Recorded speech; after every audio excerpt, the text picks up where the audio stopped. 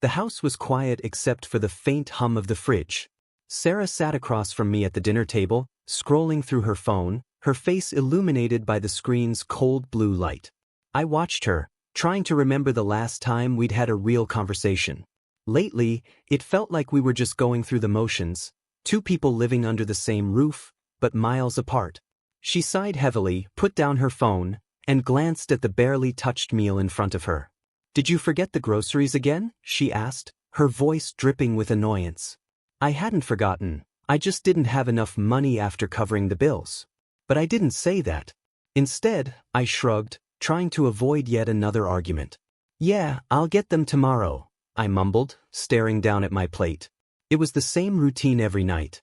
Her complaints about money, my apologies, her frustration boiling over. No matter what I did, it was never enough. She wanted more money, more comfort, more of everything I couldn't give her. Sarah's attitude had been changing for months, and it was getting harder to ignore.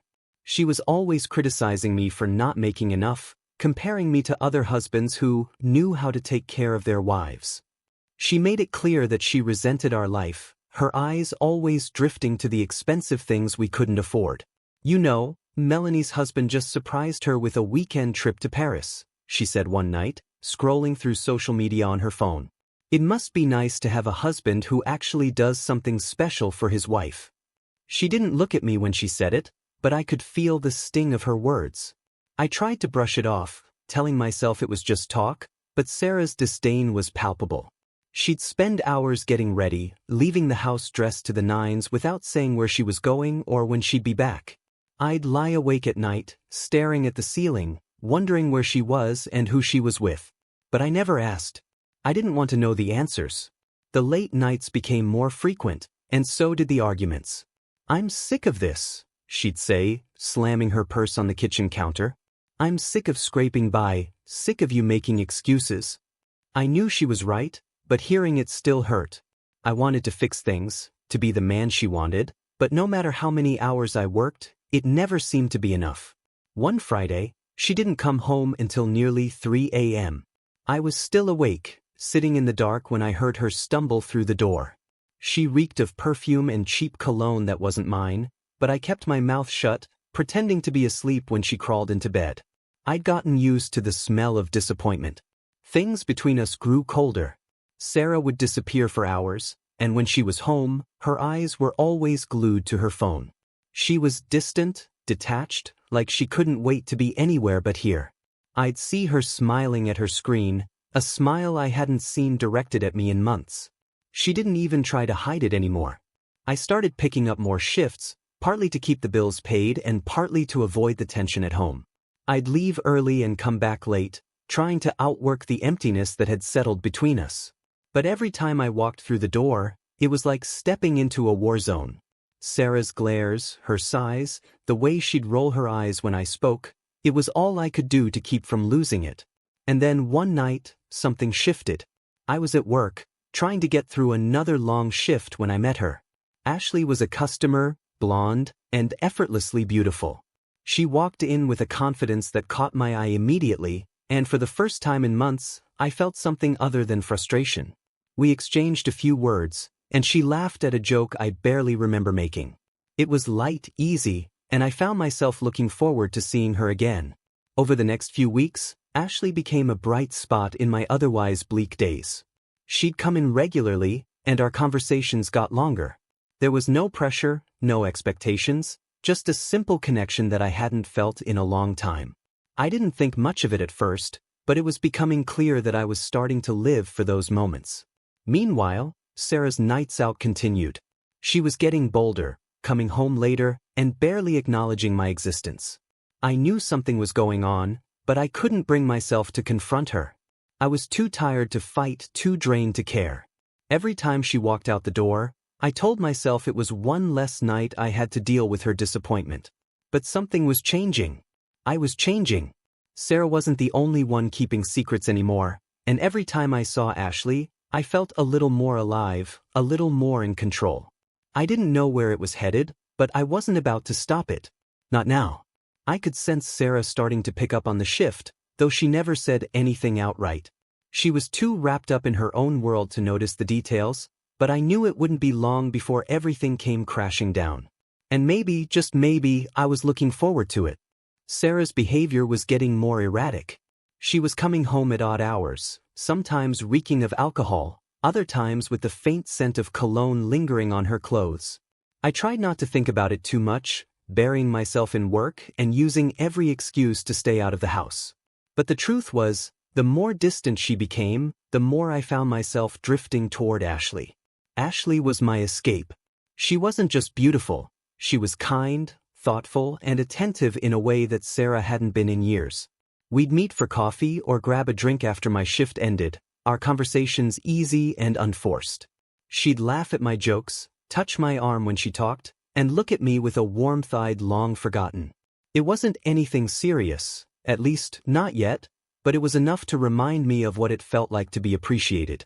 One evening, Ashley showed up just as my shift was ending.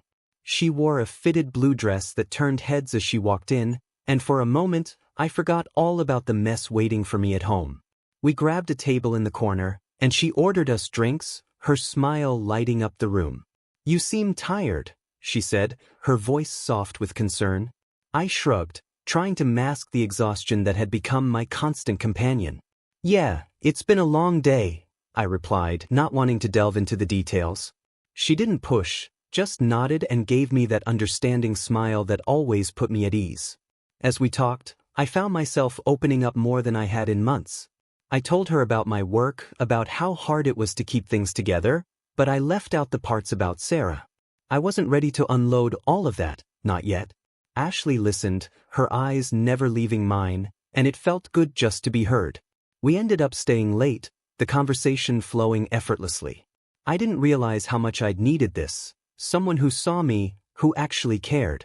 I hadn't felt that way with Sarah in a long time, and it was starting to become painfully clear just how far apart we'd grown.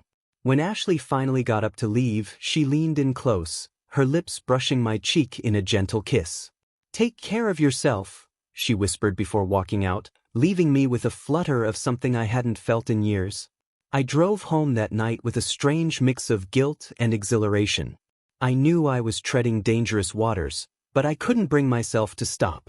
Sarah was still out when I got home, and I didn't bother to wait up for her. I just went to bed, feeling a strange sense of relief that, for once, her absence didn't sting as much as it used to. The next morning, Sarah was unusually quiet. She sat at the kitchen table, her eyes scanning her phone, barely acknowledging me. There was tension in the air, thicker than usual, and I could tell something was on her mind. I tried to ignore it, but she finally broke the silence. "You've been coming home late a lot," she said, her tone more accusatory than curious. I looked up from my coffee, meeting her gaze. Her eyes were cold, calculating, as if she was trying to piece something together. "Yeah, work's been busy," I said casually, taking a sip of my coffee. It wasn't a lie, but it wasn't the whole truth either. Sarah didn't respond right away. She just stared at me, her expression hard to read. "Maybe you should spend more time here," she finally said, her voice laced with bitterness. "You know, actually contribute to this marriage instead of running off all the time." I bit back a retort, knowing it would only escalate things. She was right in a way. I had been avoiding her, but not without good reason. I wasn't going to play into her game, not when I knew she had her own secrets. I just nodded and set my mug down, heading for the door. "I'll see you tonight." Sarah didn't look up as I left, and I could feel the tension simmering between us, ready to boil over. Days turned into weeks, and the pattern continued. Sarah's nights out were becoming more frequent, and I was spending more and more time with Ashley. We hadn't crossed any lines yet, but the pull was undeniable. There was an unspoken understanding between us, a shared attraction that neither of us acknowledged but both felt deeply. I knew it was wrong, but I was beyond caring. Sarah's contempt had pushed me to a place where I just wanted to feel something, anything, that wasn't anger or disappointment. One Friday, as I was getting ready to leave for work, Sarah stopped me at the door. She was dressed up, wearing a tight red dress that hugged her curves in all the right places. She looked incredible, and for a moment, I almost forgot the animosity between us. "Almost. Going out?" I asked, trying to sound indifferent. She gave me a smug smile, her eyes sparkling with a hint of something I couldn't quite place. Yes, she said, adjusting her hair in the hallway mirror. I have plans. Don't wait up. It was the way she said it, so dismissive, so sure of herself, that made my blood boil. I watched her walk out without a second glance, and it took everything in me not to chase after her and demand answers. But I knew better. Sarah was testing me, pushing boundaries to see how far she could go before I snapped. I wasn't going to give her that satisfaction. Instead, I texted Ashley, asking if she wanted to grab a drink after work. She replied almost immediately with a cheerful, "I'd love to." And just like that, Sarah's games faded into the background. That night, Ashley and I ended up at a quiet bar on the edge of town, tucked away from prying eyes. It felt like our little secret, a place where we could be ourselves without the weight of everything else hanging over us. As we sat together, laughing and sharing stories, I felt the pull between us grow stronger. There was a moment when our eyes met, and I could see the question in her gaze. Where was this going? But before I could figure out the answer, my phone buzzed. It was Sarah. I hesitated, my thumb hovering over the screen as Ashley watched me closely. "Everything okay?" she asked, her voice gentle. I glanced at the message. Sarah, asking where I was, if I'd be home soon. I could feel the heat rising in my chest, the anger and frustration I'd been burying all this time finally surfacing. "Yeah," I said, setting the phone face down on the table. "Everything's fine." But it wasn't, and we both knew it. Ashley reached across the table, her hand brushing mine, and for a moment, the chaos of my life faded away. I didn't know where this was heading, but I was ready to find out. And I knew deep down that Sarah had no idea what was coming. Sarah's jealousy caught me off guard. At first, it was subtle, little comments here and there, snide remarks about my late nights and who I was spending them with. I could see the suspicion simmering beneath the surface, but she didn't say anything outright. It was almost laughable, considering how often she disappeared without explanation. The irony wasn't lost on me. The woman who had spent months tearing me down, who flaunted her contempt for our life, was suddenly bothered by where I was and who I was with. One evening, I came home after a long shift. Ashley and I had stayed late, chatting over coffee until the cafe closed. I was in a good mood, something Sarah hadn't seen from me in a while. She was on the couch, scrolling through her phone, a glass of wine in her hand. Her eyes flicked up as I walked in, and for the first time in a long time, she looked genuinely interested in where I'd been. "You're late," she said, her voice laced with an edge that hadn't been there before. I shrugged, trying to play it off as nothing. "Yeah, just work stuff," I replied casually, but I could feel her eyes boring into me, searching for something she couldn't quite place. Sarah set down her glass, her gaze lingering on me as I took off my jacket. "You've been working a lot lately," she noted, almost like she was accusing me of something. I glanced at her, unsure of where this was coming from. "It's been busy," I said, keeping my tone neutral. But I could see the way she was looking at me, like she was trying to piece together a puzzle she didn't even know she was holding. Sarah had always been possessive, but this was different. It was like she was suddenly realizing that maybe, just maybe, she wasn't the only one with secrets.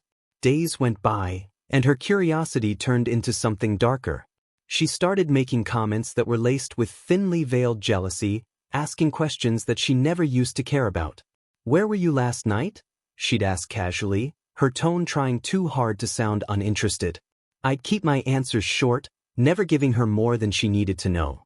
One night, as I was getting ready for bed, she stood in the doorway, watching me with an intensity that felt almost invasive. "You've been out a lot," she said, her voice flat but her eyes sharp. I could tell she was fishing for information, but I wasn't about to give her the satisfaction.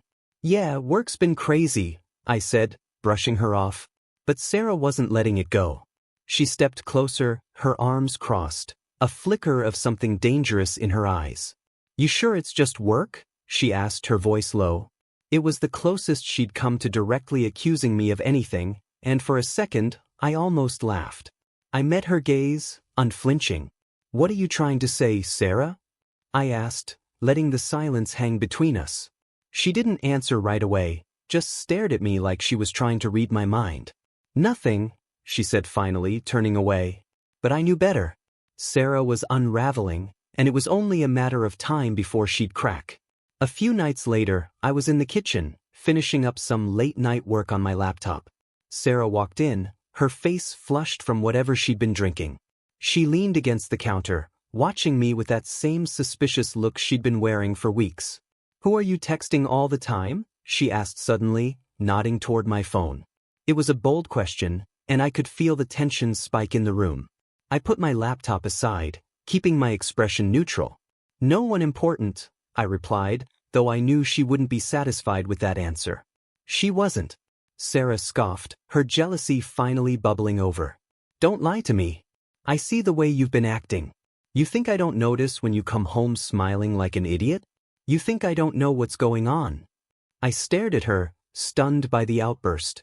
Sarah's anger was raw, tinged with something I hadn't seen before, fear. For all her bravado, all her attempts to make me feel small, she was the one unraveling now. And that realization gave me a satisfaction I hadn't expected. "What do you think is going on?" I asked calmly, watching her squirm under my gaze.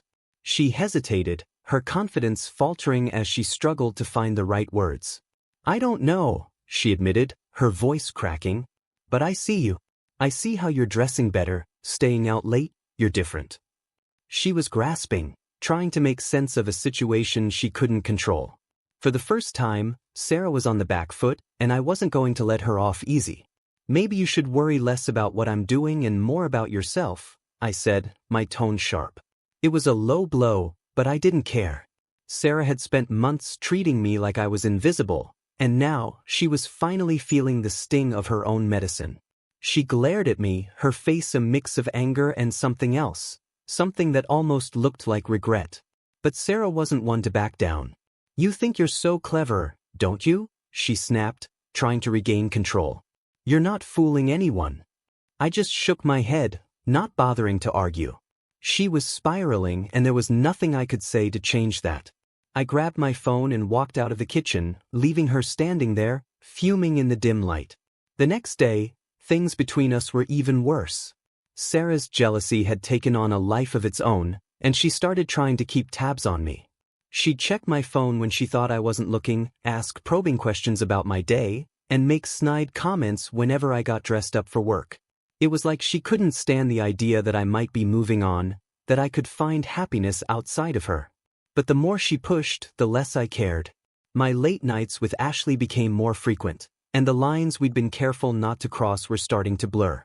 We hadn't done anything physical, but the attraction was undeniable.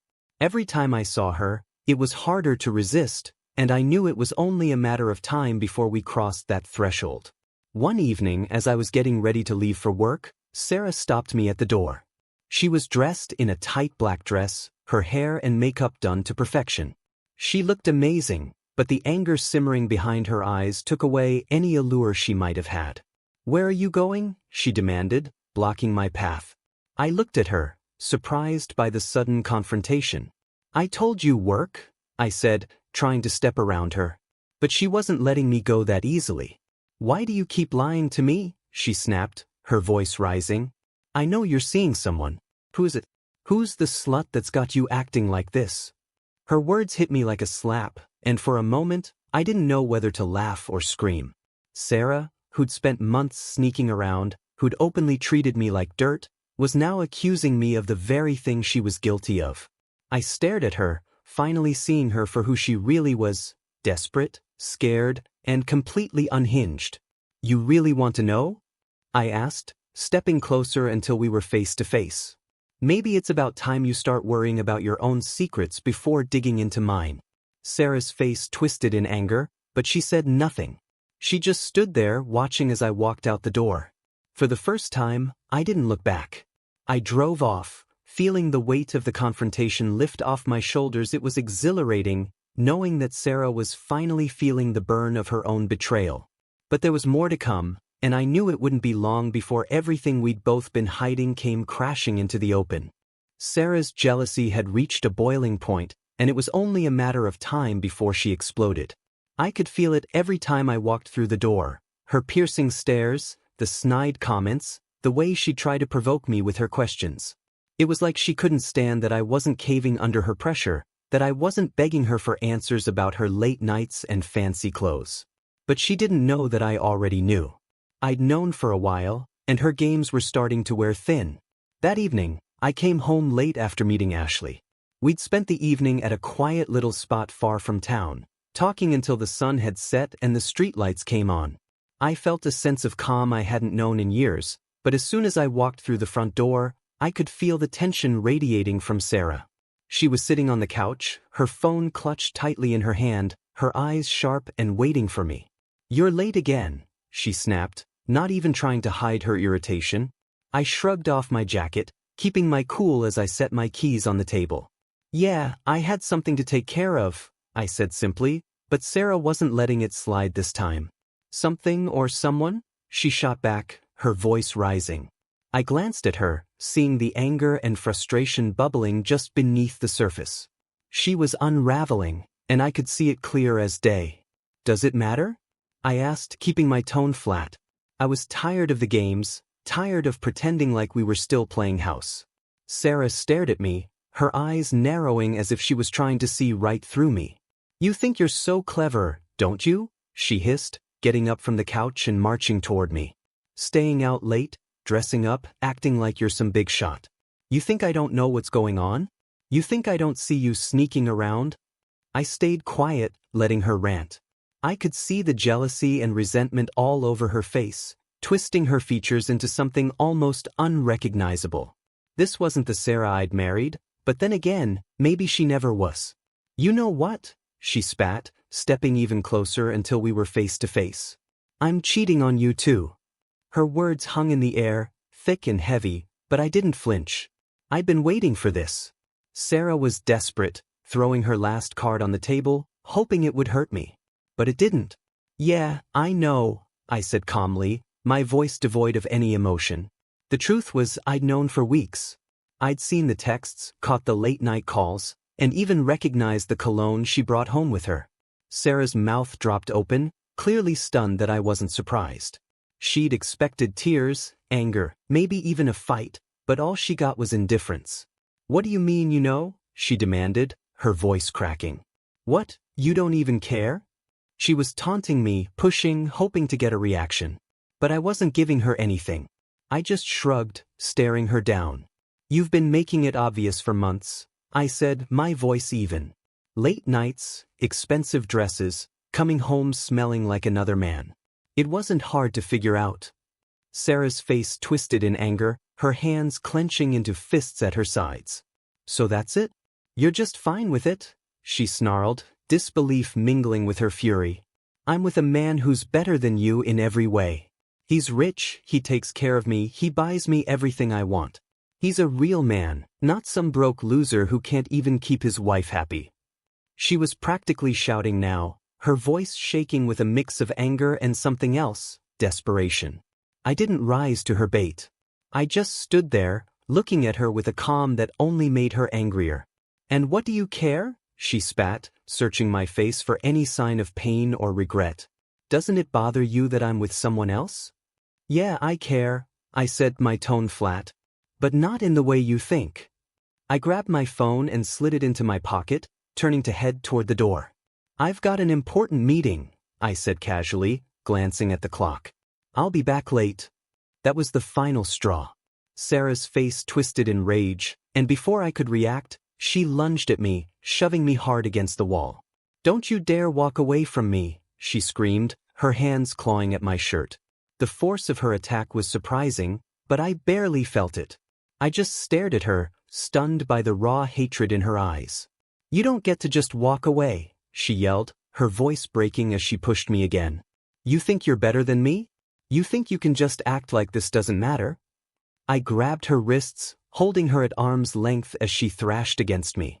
I'd never seen her like this, completely unhinged, her jealousy and fury boiling over.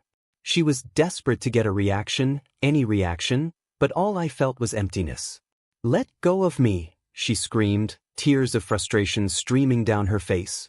I released her, stepping back as she stumbled, catching herself against the wall. For a moment, we just stared at each other, both of us breathing heavily, the reality of our broken marriage finally hitting home. "I'm done, Sarah," I said quietly, my voice steady. "I'm done with your games, your insults, all of it. You wanted out and you got it. You don't get to control me anymore." She didn't respond, just stood there, stunned and furious. I could see the realization dawning on her, that she had pushed too far, that she had lost whatever power she thought she had over me. I turned and walked out, not bothering to look back. The sound of her muffled sobs followed me out the door, but I kept walking, feeling a strange sense of relief wash over me. As I got into my car, my hands were still shaking from the confrontation, but I couldn't bring myself to care. Sarah's jealousy, her rage, her desperate need to make me feel small, it was all just noise now. I had my own life, my own choices, and for the first time, I felt free of her toxic grip. I drove away, not knowing exactly where I was going but certain of one thing. I was done being Sarah's punching bag. Whatever came next, it was on my terms now, and I wasn't looking back. The night after Sarah's meltdown, I stayed at a hotel. I didn't even bother to text her or let her know where I was. I needed space, a break from her constant accusations, her venomous words, and the suffocating atmosphere that had become our home. I lay on the stiff hotel bed, staring at the ceiling, replaying our fight in my mind. Her words, her anger, it was all a reflection of her own insecurities, her jealousy, and the realization that she no longer had the control she once did. The next morning, I woke up to a flood of missed calls and angry texts from Sarah, each one more desperate than the last. It was clear she was spiraling, but I wasn't ready to face her, not after last night. I scrolled through the messages, angry demands to know where I was, accusations that I was with someone else, and then the inevitable insults. I could feel the bitterness dripping from every word.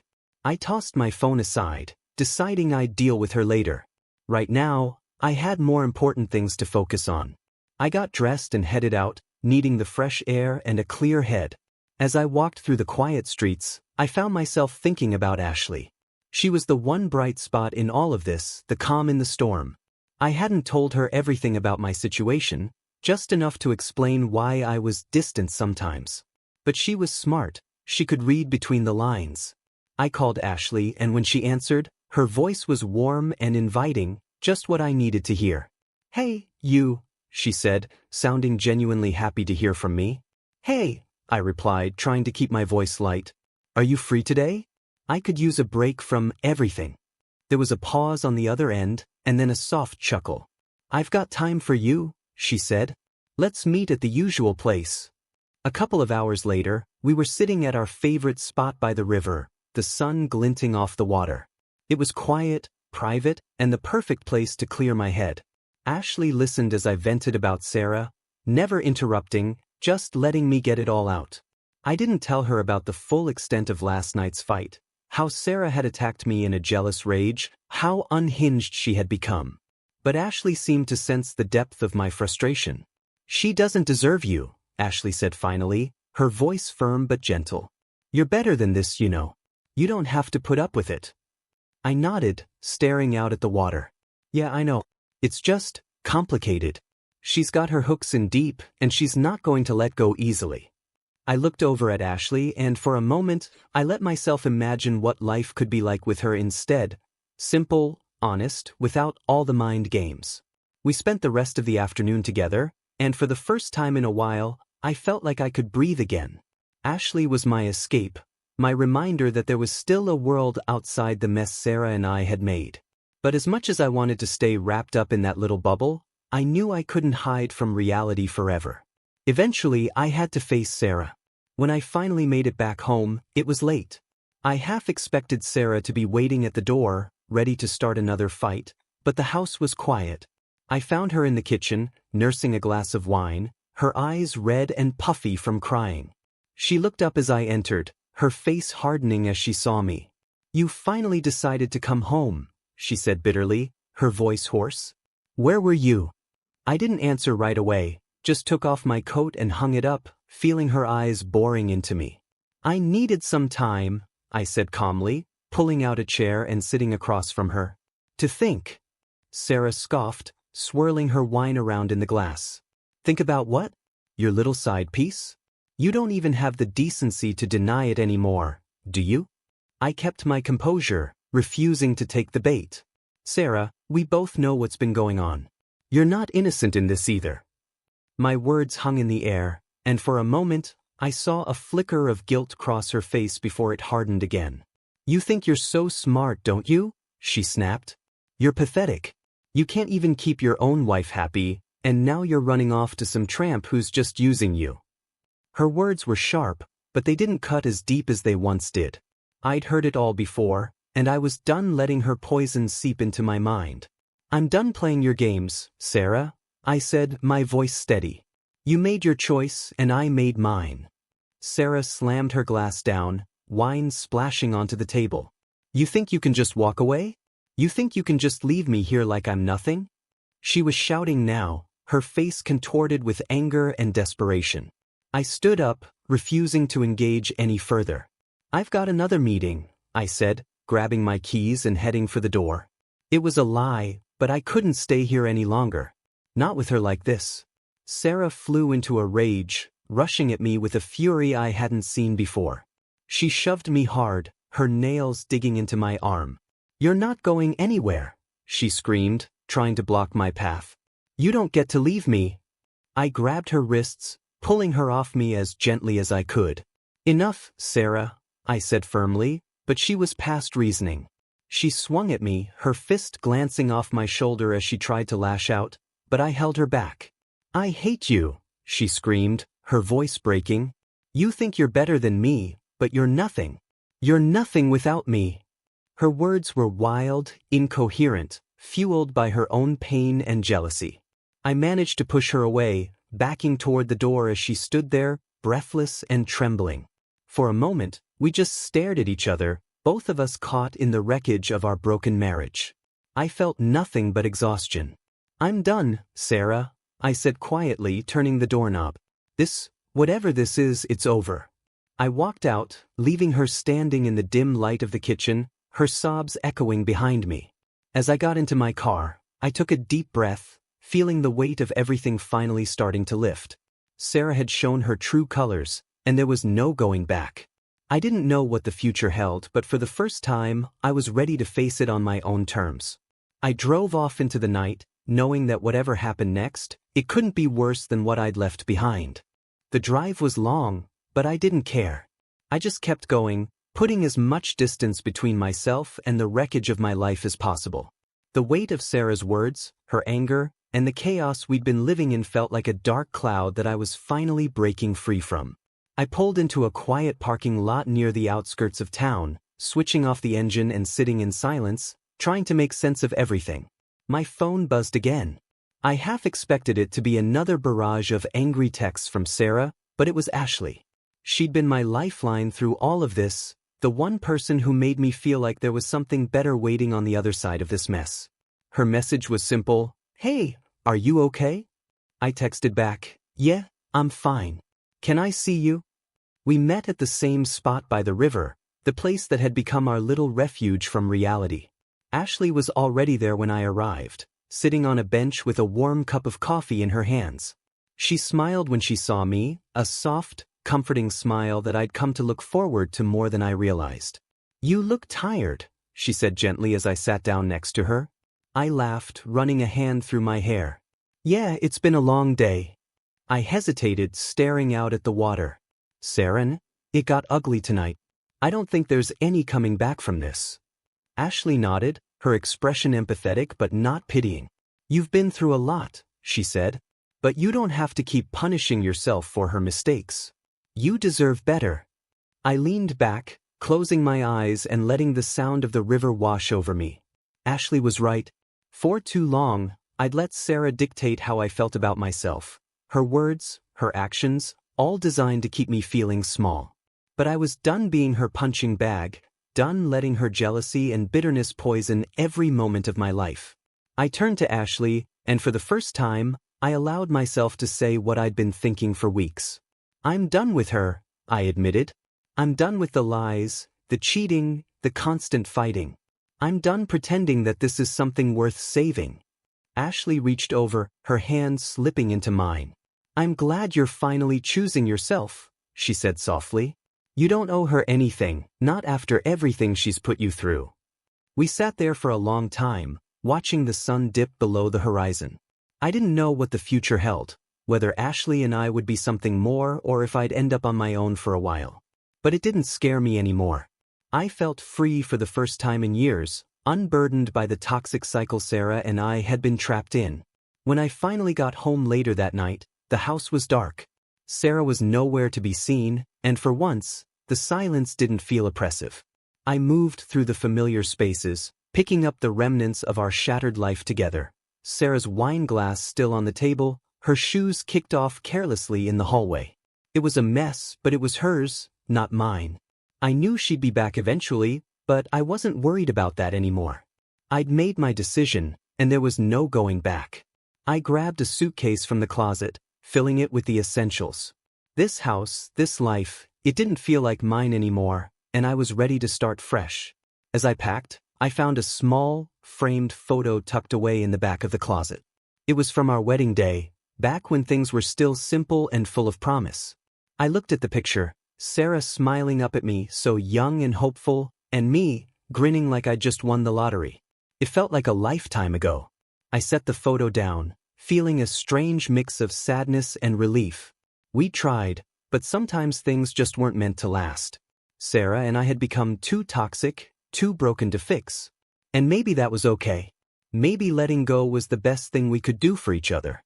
I left the photo on the dresser, zipped up my bag, and took one last look around. This was the end of something, but it was also the beginning of something new. I didn't know what would come next, but I was ready to face it head-on. As I walked out the door, I didn't feel anger or regret, just a quiet resolve that I was finally moving in the right direction. I got into my car and drove off, leaving the past where it belonged, ready to start a new chapter on my own terms. Whatever happened next, it was mine to decide.